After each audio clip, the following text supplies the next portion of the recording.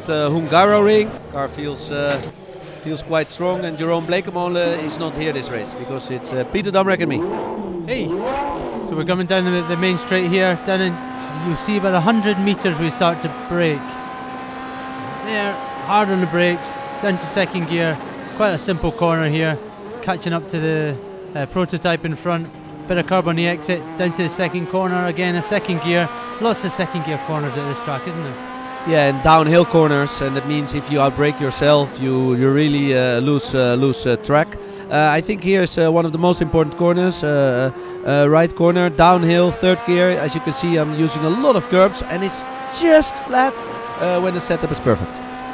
Yeah, then over the hump, the next corner, I use fourth, you use third, I think, but it's a little bit of a blind corner, into the right-hander, second gear again.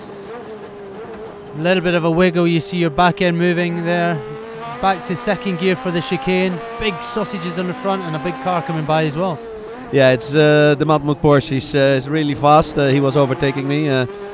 Going on the left, right. As you can see here, you need a swing with the car. It's very important for the setup. And concentrate on the exit here, because it's all about the flow. It's just flat, and we're going down to third gear. And I think one of the most important corners, because a long straight after. Yeah, you managed to get that one better than me. I missed this braking point here as well. I think you're braking a bit later than me. Second gear again, bit of curb on the inside, a little bit loose on the rear again. Back to second again for the next left-hander. Pit entry there, but you carry on through the last corner. Again, very slippy through there, isn't it? Yeah, it's different asphalt, the last corner. Just when you enter it, as you can see, you can hear I go off throttle because a little bit of oversteer, and I had to use the curb completely on the exit. I mean, it's like a karting circuit. It's really small, huh? It is, yeah. I mean, it's certainly not one of the fastest circuits we visit. A lot of second gear corners. Obviously, it's very tight as well, so it's going to be tough for us when the big prototypes come by. Yeah, it's especially in traffic, car feels very difficult. That's because they overtake you everywhere. Here we're discussing with the engineer a little bit about setup, especially with old tires and new tires, because it feels a lot different. Yeah, I mean we've got a lot of work to do. This weekend's condensed into only 2 days, so we have to get a lot of work done over a short period and get into the race and do well.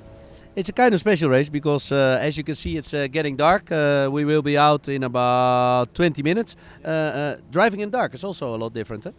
Yeah. I mean, it's something that you get not very often. Obviously, the 24-hour races, Le Mans and Nürburgring, and the ones in the States. But for me, this is the second one in a row because, of course, we had Portimao last time out, and we had the darkness there as well. So hopefully there'll be enough lights around the circuit. I just love driving in the dark. You have fresh air and you have a kind of tunnel effect.